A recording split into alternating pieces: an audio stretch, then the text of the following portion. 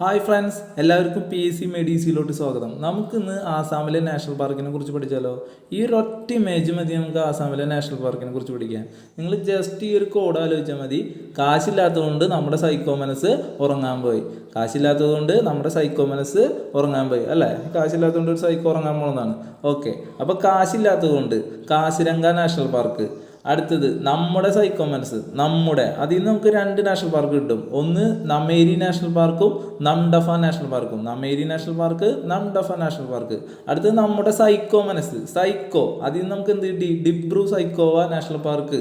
അടുത്തത് എന്താണ്? Manas. Okay, Manas national park. മനസ്സിൽ നിന്ന് നമുക്ക് എന്ത് കിട്ടും?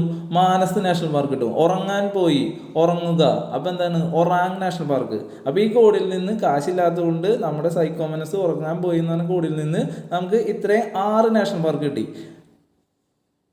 ഇപ്പം ഈ ഉറങ്ങാൻ വിട്ട സൈക്കോയ്ക്ക് ഉറക്കം കിട്ടിയില്ല എന്ന് വിചാരിക്കുക. അപ്പോൾ എന്തുണ്ടാവും? ആത്മഹത്യ ടെൻഡൻസി കൂടും. അതായത് അയാൾ തൂങ്ങി മരിക്കാനുള്ള ചാൻസ് ഉണ്ട്. അപ്പോൾ എന്ത് നമുക്ക് കിട്ടി? The hang Patkai national park.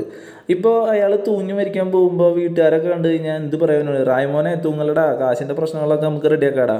അപ്പോൾ അവൻ തൂങ്ങി മരിച്ചാലും മരിച്ചില്ലെങ്കിലും നമുക്ക് കിട്ടുന്നത് ആസാമിലെ 8 നാഷണൽ പാർക്കാണ്.